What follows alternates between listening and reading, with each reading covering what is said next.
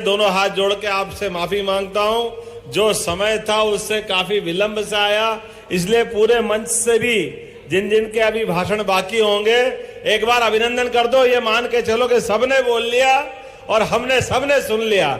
जोरदार अभिनंदन कर दें हमारे अपने इस पूरे आयोजन की व्यवस्थाओं का। माननीय प्रभारी मंत्री, बहुत वरिष्ठ नेता विजय कुमार विजय शाह जी, हमारे वरिष्ठ नेता, भारत सरकार के मंत्री, नेता प्रतिपक्ष, पक्ष मंत्री, बहुत अलग अलग दायित्व और प्रदेश के अध्यक्ष रहे, ऐसे हमारे वरिष्ठ नेता माननीय विक्रम वर्मा जी, अभिनंदन कर रहे हैं माननीय विक्रम वर्मा जी का। मेरे साथ विधानसभा में विधायक और मंत्री, मेरे मंत्रिमंडल के सदस्य माननीय नागर सिंह जी के लिए अभिनंदन करें, नागर सिंह जी चौहान साहब। और इसी साथ हमारे अपने वरिष्ठ नेता विधायक से पहले विधायक रहे थे, छतर सिंह जी नहीं रहे? नहीं, विधायक रहे कि नहीं कभी? वाह, आप भाग्यशाली हो, सीधे छक्के ही मार दे। जोरदार तालियां माने सांसद जी के लिए। दरबार में दरबार, छतर सिंह दरबार, बाकी सब बेकार। हमारे लिए इस अवसर पर सरदार सिंह मेड़ा जी, जोरदार अभिनंदन करते रहो। जिला पंचायत अध्यक्ष जी के लिए श्रीमती नीना वर्मा, भाभी जी आप माफ करना, आपका भाषण बीच में रुकवाया, थोड़ा समय की कमी है। कालू सिंह ठाकुर जी, जोरदार तालियां कालू भैया के लिए भी। दत्ती गांव तो अभी दिख नहीं रहे। श्रीमती रंजना बघेल, वाह, रंजना भाभी के लिए जोरदार अभिनंदन। भाभी भी और बहन भी है।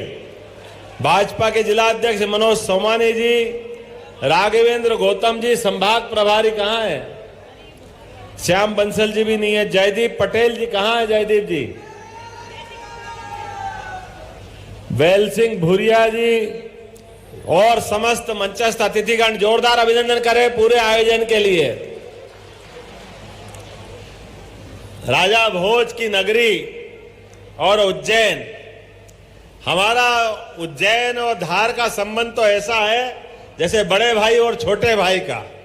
और ये पूरा क्षेत्र हमारे आदिवासी भाई और बहनों के पुरुषार्थ और पराक्रम से दुनिया में अलग पहचाना जाता है। मुझे इस बात की प्रसन्नता है कि भगवान कृष्ण के जमाने से और उनके पहले से हमारे भाई बहन अपने तमाम कठिनाइयों के बावजूद भी जब जब देश में आन बान शान का प्रश्न उठा तो अपने प्राणों को उत्सर्ग करके यहाँ के बहादुरों ने कभी पीठ नहीं दिखाई। मुझे इस बात की प्रसन्नता है। मैं बधाई देना चाहूंगा यशस्वी प्रधानमंत्री के नेतृत्व में जिस प्रकार का समय चल रहा है। आप अंदाज लगा लो इस बात का, गुजरात दूर नहीं है, बिल्कुल धार झाबुआ के पीछे से गुजरात चालू हो जाता है।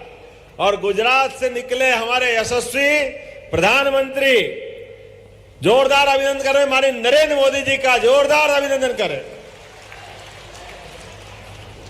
गरीबी क्या होती है, कठिनाइयां क्या होती है, परिस्थितियां कितनी भी विपरीत क्यों ना हो, सभी परिस्थितियों को अपने बलबूते पर जनता के अनुकूल बना करके जनता के हितों के रक्षा करने में जो व्यक्ति पूरे देश में समर्थ है और पूरी दुनिया में जिसका मान सम्मान बढ़ रहा है, ऐसे यशस्वी प्रधानमंत्री नरेंद्र मोदी जी के समय चल रहा है। यह हमारे लिए सौभाग्य की बात है। बड़े पैमाने पर यहां बहनें भी बैठी है और लाडली बहनों के खाते की राशि 10 तारीख के पहले ही कल ही खाते में डली है कि नहीं डली है? जोरदार अभिनंदन करो अपनी बहनों के लिए। हमारे पूर्व मुख्यमंत्री माननीय शिवराज सिंह जी चौहान ने महिला सशक्तिकरण की दिशा में लाडली बहनों की रकम डालने के लिए मेरे से आग्रह किया। हमने कहा कि कोई योजना ये भाजपा की सरकार की जबान रहती है, जो एक बार कह दिया वो कह दिया और जो कह दिया वो करके दिखा दिया। दुनिया की कोई ताकत हमारी योजनाओं को रोक नहीं सकते हैं। कई सारे कांग्रेस के मित्र कहते हैं अब आप इतना पैसा कहां से लाओगे, कैसे करोगे, क्या करोगे? हमने कहा तुम रोते रहोगे और हमारे लोग काम करते रहेंगे, हम जरा पीछे हटने वाले नहीं है। जिनका काम रोने का वो रोते रहे, उनकी परवाह भी हमको नहीं है। लगातार शासन के हित के जो निर्णय लेना है, एक एक निर्णय आप अंदाज लगा लो। परसों यशस्वी प्रधानमंत्री ने साइबर तहसील के माध्यम से जो हमारे मध्य प्रदेश को सौगात दी है, अरे हमारी जमीन, हमारे बाद हमारे बेटे का नाम चढ़ना हो, घर में बंटवारा करना हो, कोई किसी कारण से जमीन बेच दे या कोई खरीद ले तो पटवारी के आगे पीछे घूमो, पटवारी साहब संभालो, पटवारी साहब पकड़ो पकड़ो, नामांतरण कर दो, नामांतरण कर दो। वो नामांतरण करने के नाम पर हम सबको परेशान करते थे। हमने कहा ये नरेंद्र मोदी जी की सरकार है, ये अपनी भाजपा की सरकार है। कानून बदल दिया, अब झटके के साथ इधर रजिस्ट्री कराओ, घर बैठे नामांतरण होकर के ये सौगात हम सबको मिलेगी। ये सारे भ्रष्टाचार के रास्ते बंद करेंगे। जो जनता के हित के फैसले लेना हो, ऐसे किसी फैसले लेने में हमारी सरकार पीछे नहीं हटेगी।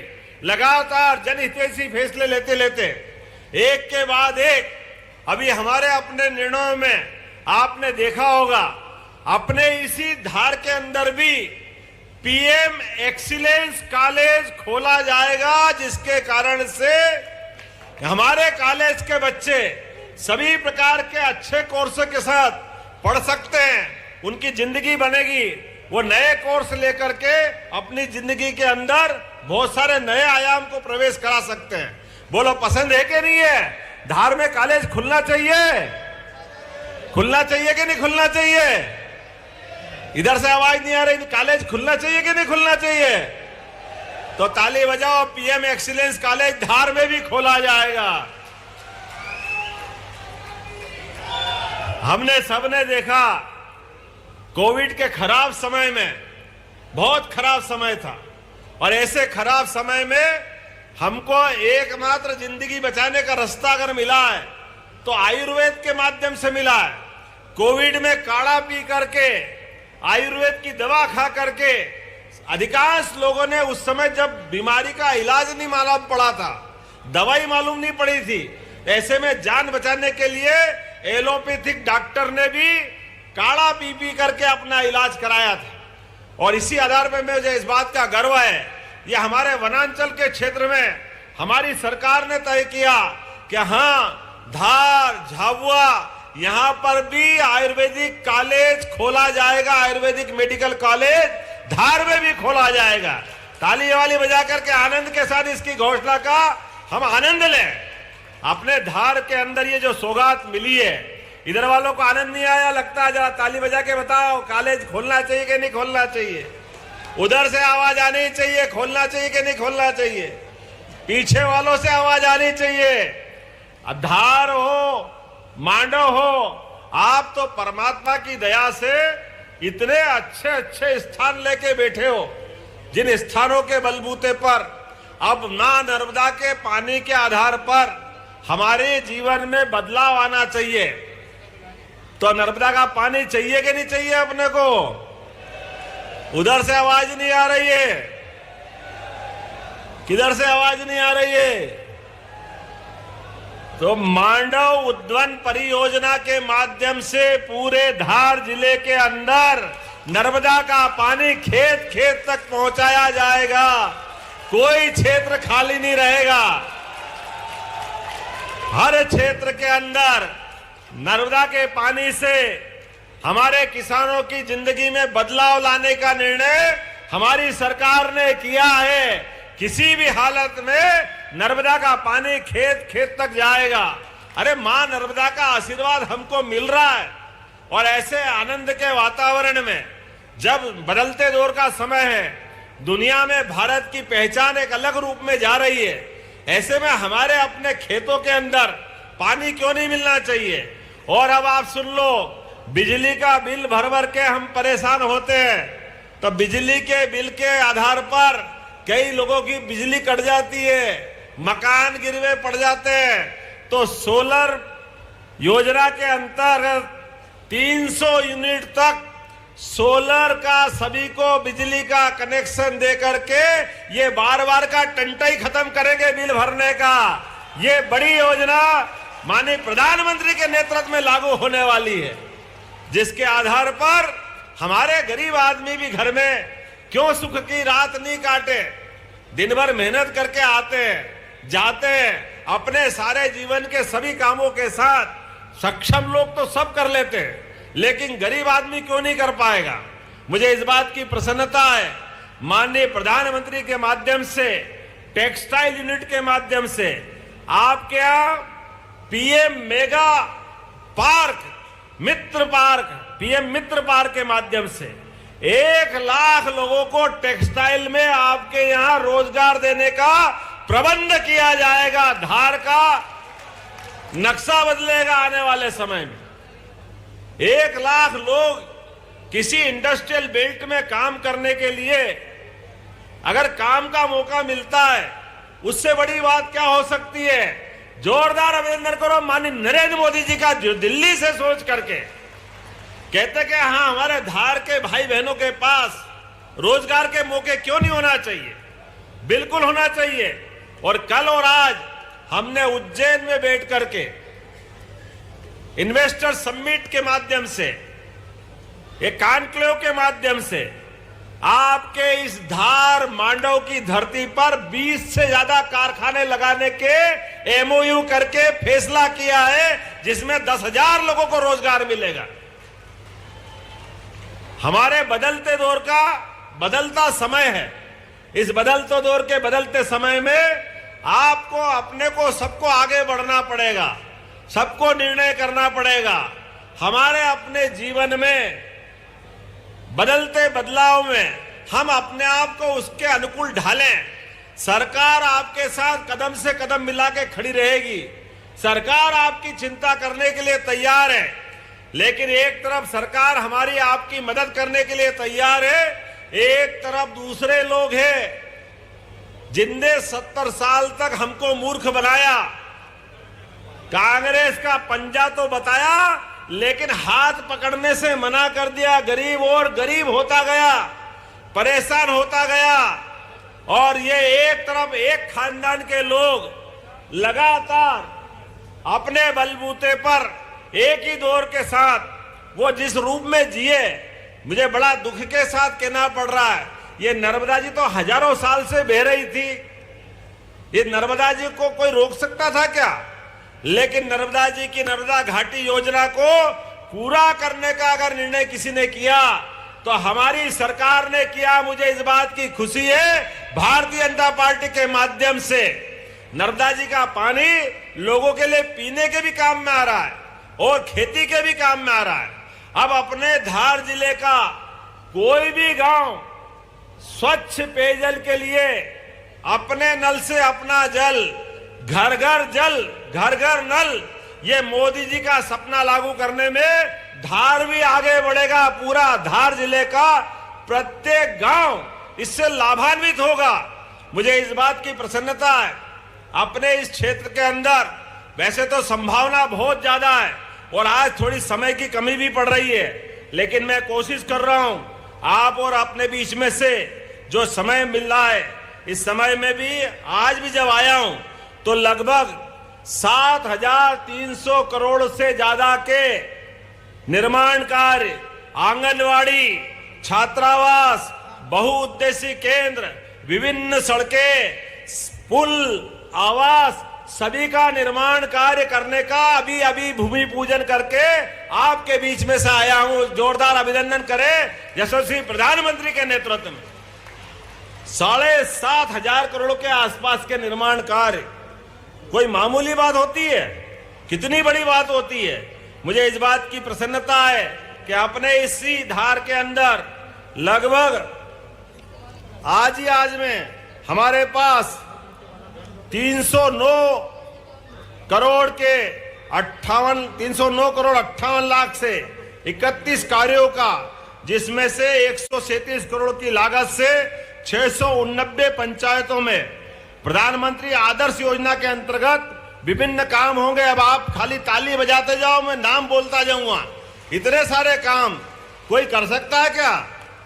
अमृत 2 के माध्यम से 45 करोड़ की लागत से 5 बड़ी बड़ी टंकियां, फिल्टर प्लांट ये अपने धार के अंदर होगा। जोरदार अभिनंदन करो।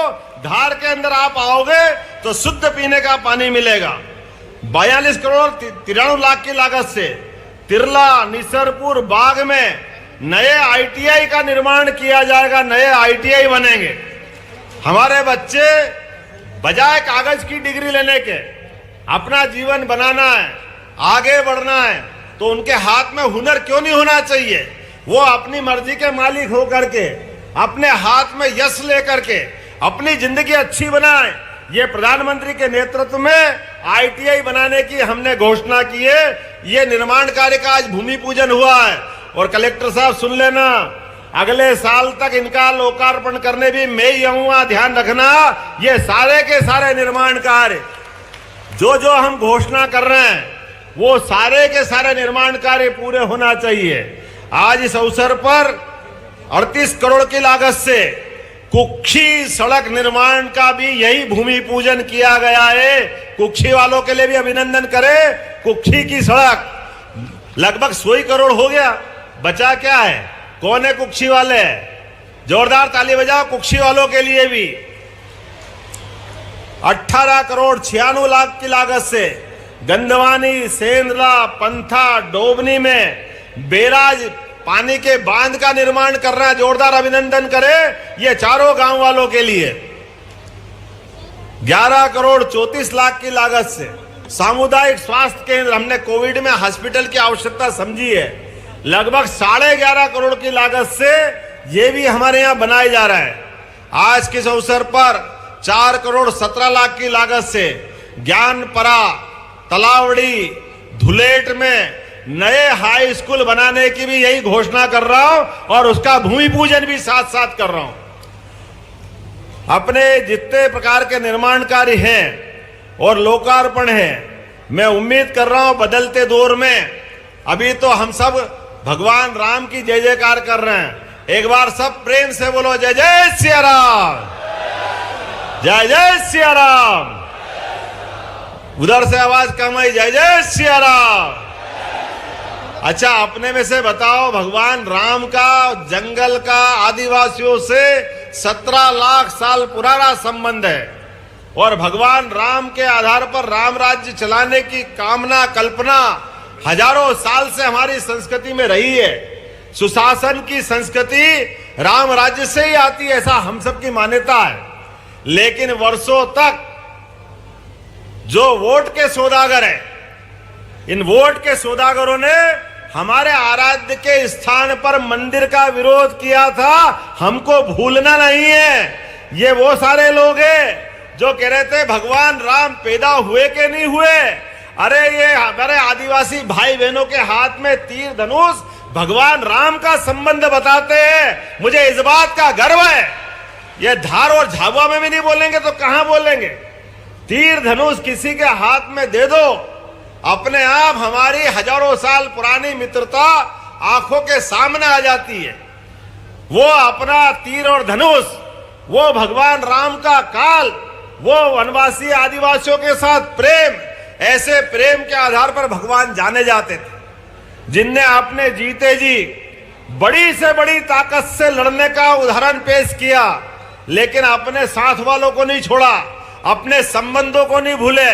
लेकिन अपने इस देश में अयोध्या में राम पैदा हुए के नहीं हुए, ये अभागे उसके पहले प्रमाण मांगते रहिए कि राम कहां थे, कहां पैदा हुए, क्या प्रमाण है। और जब कोर्ट में सबके सामने सुप्रीम कोर्ट ने फैसला कर दिया, ऐसे फैसले को भी मानने के लिए अभी तक एक कांग्रेस के बड़े नेता जो मुख्यमंत्री रह चुके, कहने के लिए बी पर कर्ज करा हुआ है, लेकिन कितने दुर्भाग्य की कहने की बात है, आज भी उनको मंदिर बनने का सुख नहीं है। आज भी वो सिर फोड़ते कि मस्जिद क्यों तोड़ी, मस्जिद क्यों तोड़ी। इन सबको भूलना नहीं है। ये अभागे तो वो लोग हैं जो भगवान राम के निमंत्रण को भी ठुकराते हैं। भगवान राम के मंदिर में भगवान का प्रवेश हुआ, गर्भगृह में प्रवेश हुआ, निमंत्रण दिया। जैसे अच्छा काम जब अपन करते हैं तो अपने साथ कोई अच्छा व्यवहार करे उसको भी, और भूले भटके कोई 19-20 व्यवहार करे उसको भी निमंत्रण तो सबको देते हैं। ये तो सामान्य बात है कि भैया आप पधारना, कोई आए नहीं आए तो कोई बाद में थोड़ी कहते हैं। लेकिन ये तो ऐसे घमंड में चूर और भगवान के राम के हमारे संबंध को भूल करके अभी भी उसी नशे में चूर है जो सबके सामने जो निमंत्रण दिया उस निमंत्रण को ठुकराया। हम नहीं आएंगे, हम नहीं आएंगे। अरे बाप रे बाप, कोई ऐसा होता है क्या? कोई निमंत्रण देता कोई ठुकराता है क्या? लेकिन ये भूल गए तुम्हारे ठुकराए निमंत्रण को 142 करोड़ जनता भूलने वाली नहीं है। तुमने निमंत्रण ठुकराया। अब ये लोकतंत्र में जनता इसका फैसला करेगी। जो हमारे भगवान राम का अपमान करे, जो भगवान राम के मंदिर का निमंत्रण का अपमान करे, जो निमंत्रण ठुकराए, बोलो जनता उसको ठुकराएगी कि नहीं ठुकराएगी?